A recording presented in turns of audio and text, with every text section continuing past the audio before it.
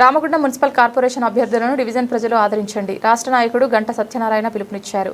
ఈ నెల 11న జరగనున్న రామగుండం మున్సిపల్ కార్పొరేషన్ ఎన్నికల్లో పోటీ చేస్తున్న కాంగ్రెస్ అభ్యర్థులను ఆయా డివిజన్ల నుంచి ప్రజలు ఓటు వేయాలని, భారీ మెజార్టీతో గెలిపించాలని అన్నారు. ఈ మేరకు సోమవారం గోదావరికని ప్రెస్ క్లబ్లో ఏర్పాటు చేసిన విలేకరుల సమావేశంలో కాంగ్రెస్ రాష్ట్ర నాయకులు గంట సత్యనారాయణ మాట్లాడుతూ, కాంగ్రెస్ ప్రభుత్వం ఏర్పడిన తర్వాత మహిళలకు బస్సు, 200 యూనిట్ల కరెంటు, 10,000 రేషన్ కార్డులు, ఎన్నో పథకాలు సాధించిన ఘనత కాంగ్రెస్ ప్రభుత్వం అధికారంలోకి వచ్చిన తర్వాత అందరికీ మేలు జరుగుతుందని ఆయన తెలిపారు. రామగుండం మున్సిపల్ కార్పొరేషన్ ఎన్నికల్లో అన్ని డివిజన్లలో పోటీ చేయడం జరుగుతుందని తెలిపారు. ఆయా డివిజన్లలో పోటీ చేస్తున్న అభ్యర్థులకు ఆ డివిజన్ ప్రజలు ఆదరించి భారీ మెజార్టీతో ఓటు వేసి గెలిపించాలని ప్రజలను కోరారు. ఈ విలేకరుల సమావేశంలో గుమ్మడి కుమారస్వామి, రవీందర్, గంట నారాయణ తదితరులు పాల్గొన్నారు. మరి ఇటు శ్రీధర్ బాబు గారి మీద కానీ అనేకమైన ఆరోపణలు చేసేటువంటి దాన్ని మేము ఖండిస్తున్నాం. ఇవాళ ఆనాడు శ్రీధర్ బాబు గారు, వెంకటస్వామి గారు ఇద్దరు కలిసి ఎల్లంపల్లి ప్రాజెక్టు నిర్మాణం గిట్ట కానట్టే ఉంటే ఇలా మంత్రి ప్రాంతంలో సస్యశ్యామలంగా పారేది కాదు నీళ్లు అని చెప్పడం జరుగుతుంది. అంతేకాకుండా ఇవాళ అనేకమైనటువంటి కార్యక్రమాలు చేస్తూ గత 30 సంవత్సరాలుగా లేనటువంటి కాంగ్రెస్ ఇలా రాజు ఠాకూర్ గారిని, కాంగ్రెస్ ప్రతి ఒక్క కార్యకర్త కూడా మల్కాన్ సింగ్ రాజ్ ఠాకూర్ను ఈ ప్రాంత ప్రజలు మరి కాంగ్రెస్ కార్యకర్తలు కష్టపడి తనను గెలిపించి ఈ ప్రాంతానికి ఎమ్మెల్యే చేసినటువంటి ఘనత కాంగ్రెస్ కార్యకర్తలదని చెప్పడం జరుగుతుంది.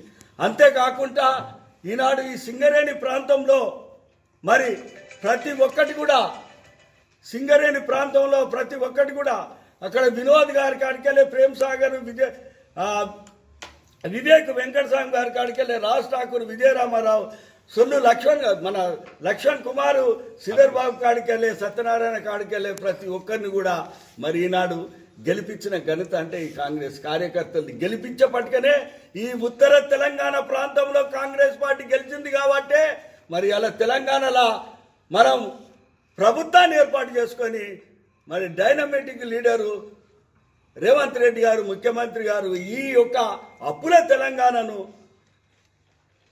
ముందుకు నడిపిస్తూ అనేకమైనటువంటి సంక్షేమ పథకాలు చేస్తున్నటువంటి ఈ సందర్భంగా ఈ ప్రాంతంలో ఉన్నటువంటి టీఆర్ఎస్, బీఆర్ఎస్, తర్వాత బీఆర్ఎస్ బాబామర్దుల రాష్ట్ర సమితిగా మార్చినటువంటి పార్టీ వాళ్ళు, తర్వాత బీజేపీ వాళ్ళు ఇవాళ కాంగ్రెస్ పార్టీని విమర్శించేదాన్ని ఖండిస్తున్నాం. మరి ఈనాడు మహిళలకు ఉచితంగా బస్సు కానీ, ప్రతి పేదవానికి రేషన్ కార్డు కానీ, పేదవాళ్లకు 200 యూనిట్లు ఇవ్వడం కానీ, ఇందిరమ్మ ఇండ్లు ఇవ్వడం కానీ, ఆహార భద్రత కోసం, నీటి భద్రత కోసం మరి ఉత్తమ్ కుమార్ రెడ్డి గారు సన్న బియ్యం పంపిణీ చేయడం కానీ,